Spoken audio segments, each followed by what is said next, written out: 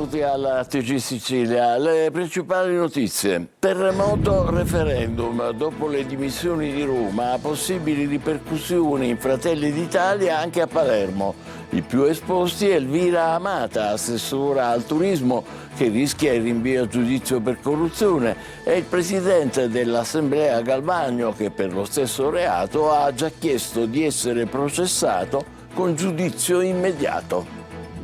Drammatico documento sulla diffusione del crack, la droga che arricchisce le mafie e rischia di distruggere generazioni di giovani in mezzo mondo.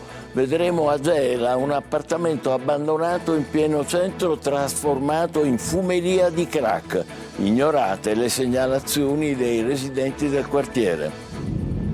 La famiglia nel bosco a Gibilmanna, dopo che la magistratura ha deciso che i 2 bambini allontanati dai genitori debbano stare dai nonni del bimbo italiano e che potranno vedere le madri solo con gli assistenti sociali, ora si punta il dito sul Santone, capo della comunità dove vivevano i piccoli. A Mister Bianco, nel Catanese, una bambina telefona al 112. Papà picchia la mamma e i carabinieri arrestano l'uomo ubriaco che aveva sferrato un calcio sulla donna. I maltrattamenti andavano avanti da 18 anni. A Palermo l'ospedale Villa Sofia è in mano ai parcheggiatori abusivi. È la denuncia dei medici ospedalieri e degli utenti costretti a subire continue richieste di denaro. L'ombra della speculazione pure sulle uova di Pasqua, prezzi aumentati e quando sembrano invariati spesso il prodotto è più piccolo, anche se nascosto da una confezione più grande. Favara nell'Agrigentino riscopre la memoria delle sue miniere, inaugurato il Museo Multimediale dello Zolfo, un viaggio tra le storie dei Carusi, i ragazzi sfruttati all'epoca. Calcio, penultimo allenamento in sede per il Catania. Domani la rifinitura prima della partenza per Latina. Viali cerca di trovare gli automatismi giusti.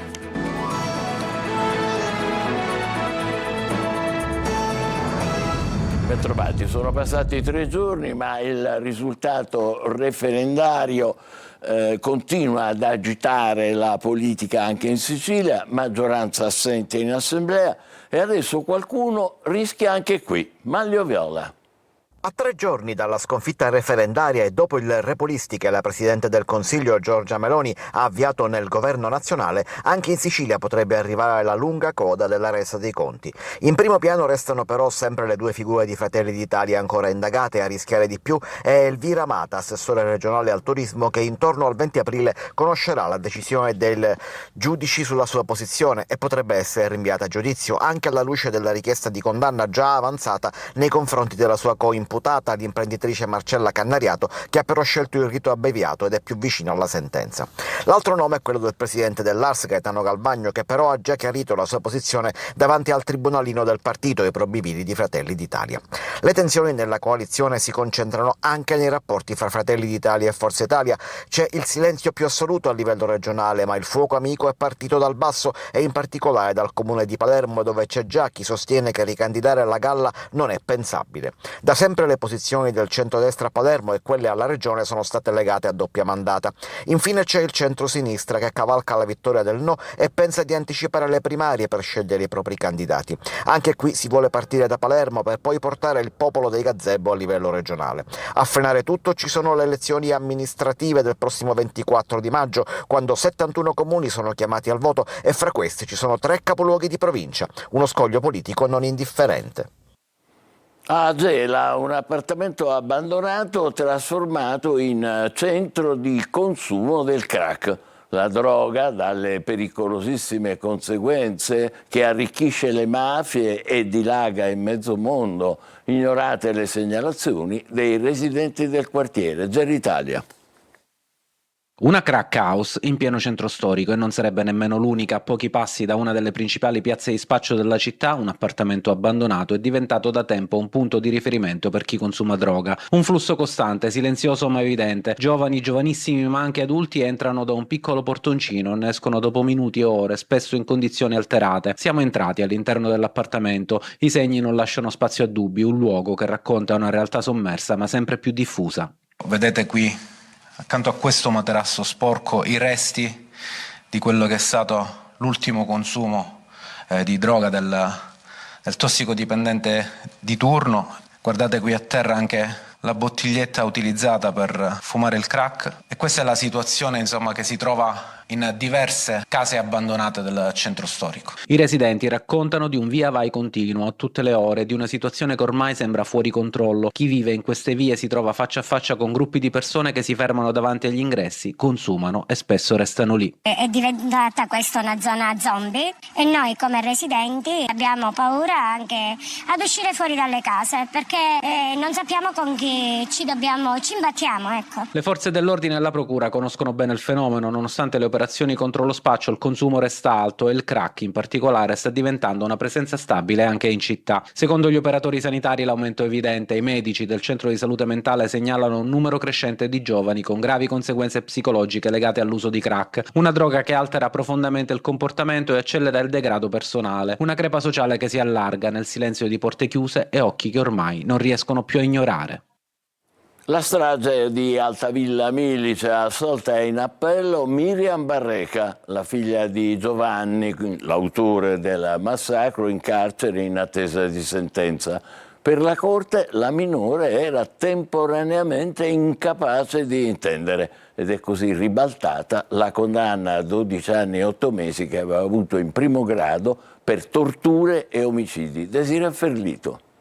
Assolta con una decisione che ribalta il verdetto di primo grado di una delle stragi familiari più sconvolgenti degli ultimi anni, la Corte d'Appello ha scagionato Miriam, la figlia di Giovanni Barreca, minorenne all'epoca della strage di Altavilla Milice. Un verdetto che cambia la lettura di Una notte d'orrore, quando nel febbraio del 2024 una famiglia fu sterminata tra violenza e fanatismo. La giovane, oggi 21enne, era stata condannata a 12 anni e 8 mesi con rito abbreviato, una sentenza ora completamente riscritta. I giudici hanno stabilito che Miriam non è imputabile per il triplice omicidio in cui persero la vita la madre Antonella Salamone e i fratelli Kevin ed Emanuele di 16 e 5 anni. Accolto il ricorso della difesa, è stata applicata la normativa prevista per i minori, riconosciuta una capacità di intendere solo parziale e soprattutto l'impossibilità di opporsi agli adulti che portarono a compimento la strage. La ragazza, ritenuta inizialmente parte attiva,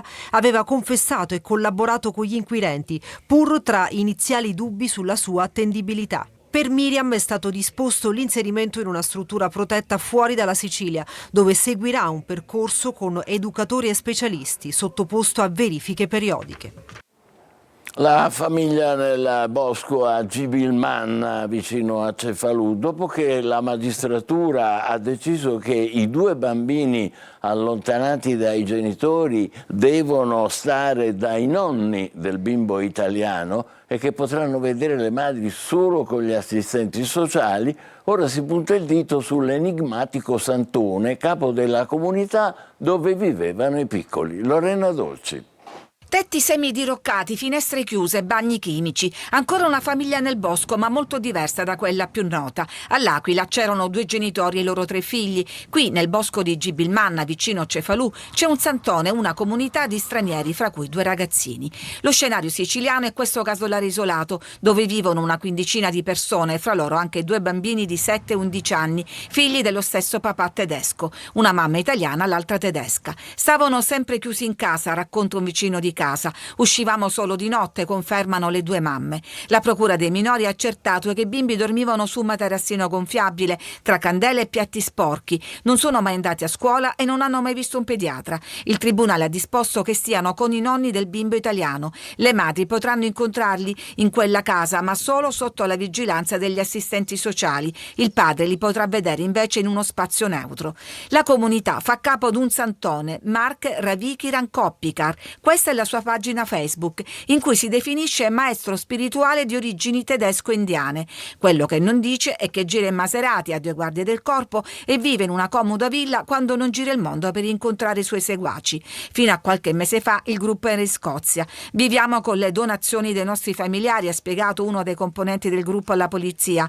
Su questo cartello c'è scritto in tedesco: pentiti dei tuoi peccati, immergiti nelle vibrazioni curative.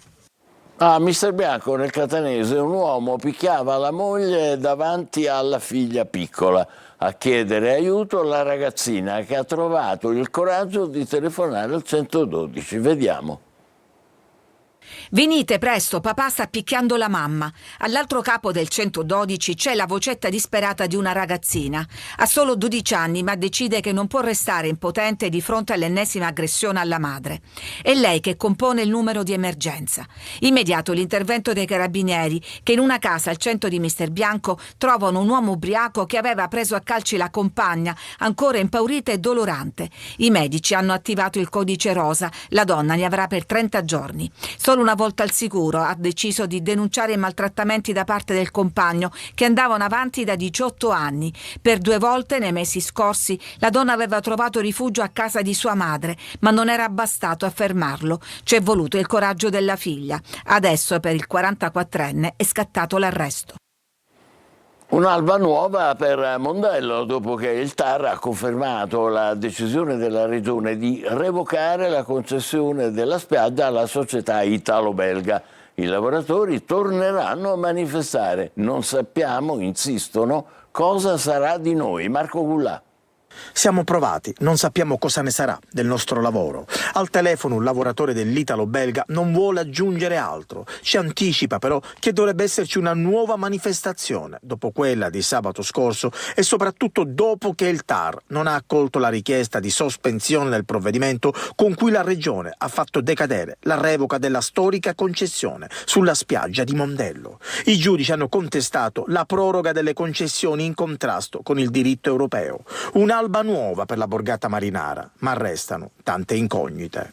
Molta gente è convinta che la spiaggia ora sarà libera a tutti, cosa che non è così, perché la spiaggia verrà data a lotti. Sarà una perdita possibilmente anche per i negozianti di Mondello, che forse non si sono fatti i calcoli un bel po', che dentro questi lidi verranno installati dei bar e come si sa benissimamente dentro i lidi non fanno entrare niente, quindi chi è che va nei lidi non uscirà fuori a Mondello a comprare delle cose, quindi un danno anche per il commercio. Intanto la Regione va avanti col piano che prevede di assegnare subito 13 mini lotti di spiaggia per 90 giorni ad altrettanti imprenditori. I bandi sono stati pubblicati una decina di giorni fa e scadono il 30 aprile. Selezione a cui non potrà partecipare la società italo-belga, che ha già presentato ricorso al CGA. A Palermo passano alla magistratura antimafia le indagini sulla sparatoria contro il deposito Sicily by Car. Si segue la pista mafiosa per le modalità dell'attacco. Il comando era armato di un Kalashnikov, ha sparato almeno 30 colpi e caccia i responsabili attraverso i video e le tracce sull'auto rubata. Roberta Lunghi. Si segue ufficialmente la pista mafiosa per la sparatoria avvenuta nella notte di venerdì scorso a Palermo, nel deposito della Sicily by Car. L'indagine infatti passa alla direzione distrettuale antimafia, come deciso dal procuratore Maurizio De Lucia. Un segnale forte che conferma la gravità dell'episodio. A fare propendere per la pista mafiosa sono soprattutto le modalità dell'attacco. Gli oltre 30 colpi sono stati esplosi da 2 uomini incappucciati armati di Kalashnikov. Un'azione rapida e violenta che ha danneggiato 4 veicoli all'interno del deposito. Il comando, composto da almeno 3 persone, era arrivato a bordo di una Lancia Y rubata poche ore prima, ma qualcosa era andato storto. L'auto si è fermata proprio davanti al cancello, costringendo i 2 uomini armati e l'autista a fuggire a piedi lungo via San Lorenzo. Alcuni testimoni avrebbero visto i 2 entrare e uscire da un accesso pedonale dal deposito aperto dall'interno. Un dettaglio che lascia ipotizzare la conoscenza dei luoghi. Il titolare dell'azienda, l'imprenditore Tommaso Dragotto, aveva già dichiarato di non avere mai ricevuto minacce né richieste estorsive. Le telecamere di videosorveglianza della zona sono al vaglio dei carabinieri, mentre gli specialisti del RIS stanno analizzando ogni traccia lasciata sull'auto abbandonata.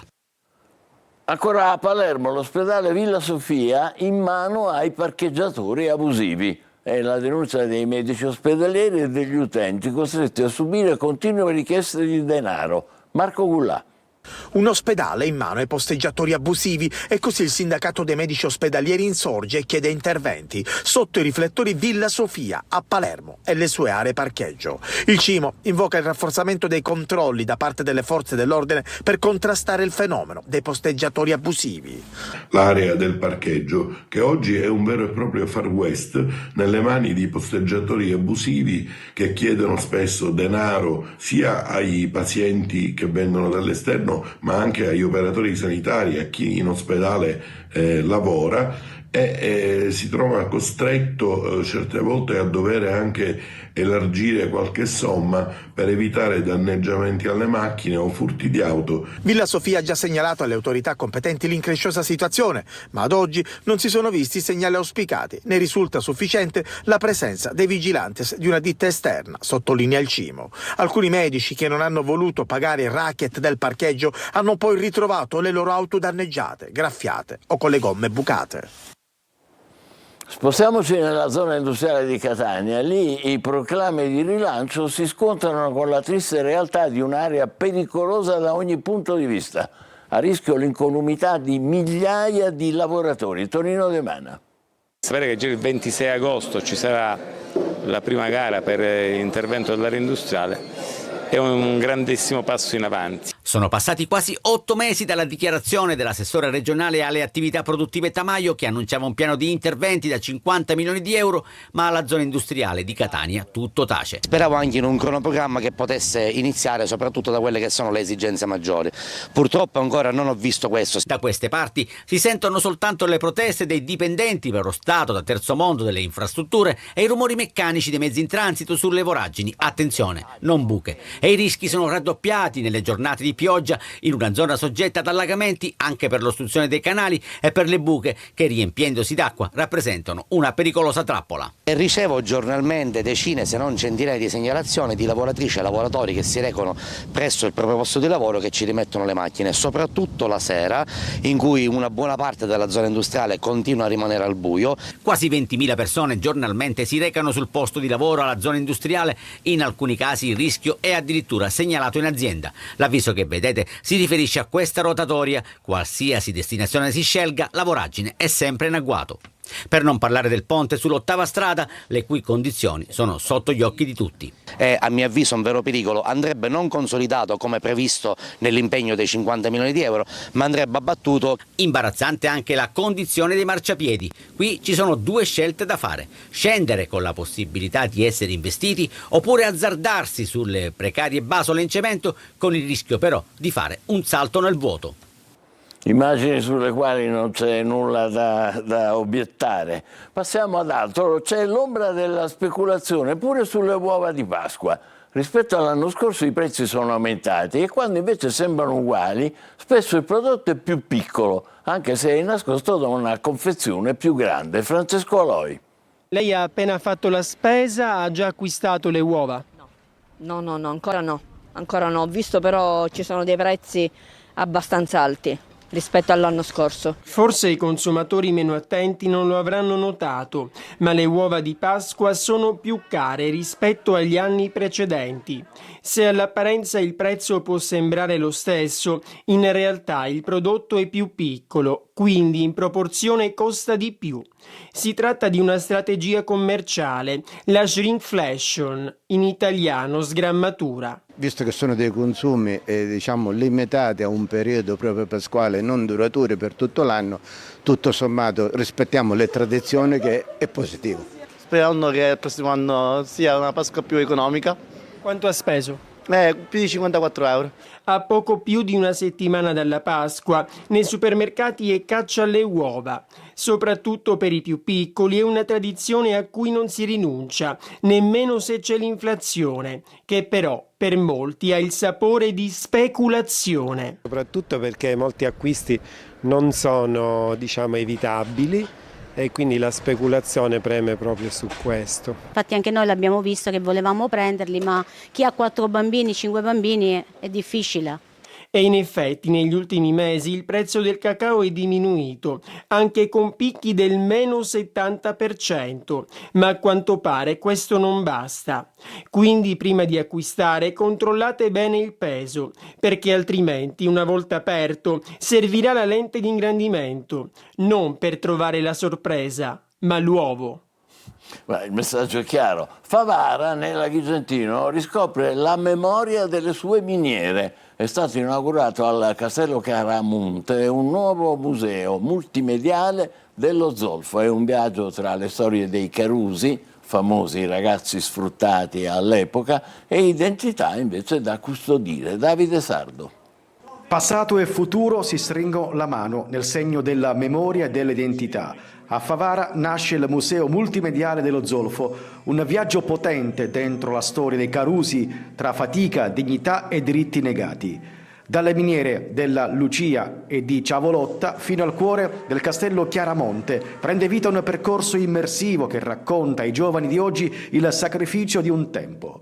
Ragazzi segnati dalla fame e dal lavoro disumano tornano a parlare virtualmente alle nuove generazioni cresciute nel benessere. Creare un museo multimediale che ricordi una parte essenziale della nostra comunità, perché per molti anni Favara è cresciuta economicamente, culturalmente e anche come città intorno allo sfruttamento delle miniere di zolfo, e ha pagato poi le conseguenze più alte sia in termini di vita che di migrazione quando poi il fenomeno delle miniere di zolfo è finito. Il museo, finanziato dal GAL Sicilia, consente anche la riapertura del piano nobile del castello, chiuso da oltre 13 anni, un recupero atteso che unisce riqualificazione e cultura. Io spero che questo museo dia la possibilità ai nostri giovani di non solo coltivare pagine della nostra storia, ma trarre giovamento da quello che era lo sfruttamento minorile. Un racconto intenso e coinvolgente tra immagini e memoria, per non dimenticare e per costruire consapevolezza, perché il futuro passa anche dalla conoscenza del proprio passato. Questo a Favara. Adesso è il momento della nostra pausa, tra poco il calcio con il Catania che si prepara alla partita di sabato a Latina in cerca dei correttivi giusti. Vi aspetto.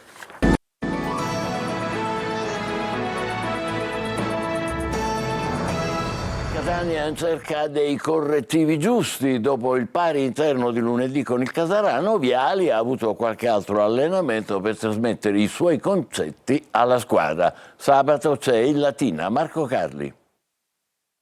Il tempo è la variabile per tutti, lo è ancora di più in casa Catania perché le 5 giornate di campionato che mancano alla fine della stagione regolare sono l'antipasto dei playoff, un antipasto veloce, appunto praticamente un mese, in cui vanno tenuti a bada le immediate inseguitrici e nello stesso tempo vanno resi propri i dettami tattici del nuovo allenatore Viali.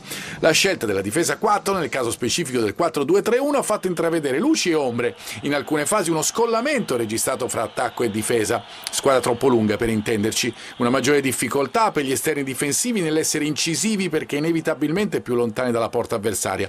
Un sostegno non sempre facile in termini di copertura per gli esterni dei tre che agiscono dietro la punta. Col Casarano si è visto un possesso importante, il 60%, una produzione offensiva significativa nel secondo tempo, ma anche le consuete difficoltà a chiudere la partita e il gol subito in casa dopo 17 gare. Insomma, qualcosa va registrato, in parte è stato fatto nella ripresa per consentire di trovare la chiave e dare alla squadra una maggiore propensione offensiva, mettendo tutti nelle condizioni di essere utili e funzionali nel ruolo e nella posizione migliore. Viali ci vuole riuscire fin da Latina. Forte ha svolto lavoro differenziato anche se dalla scorsa settimana prova a forzare i tempi. Non ci saranno i tifosi, trasferta vietata per i residenti in Sicilia, diretta su Telecolor sabato a partire dalle 13:30. Bene, noi ci fermiamo qui, grazie per averci seguito, l'appuntamento lo sapete per le 20 per altre notizie, buon pomeriggio.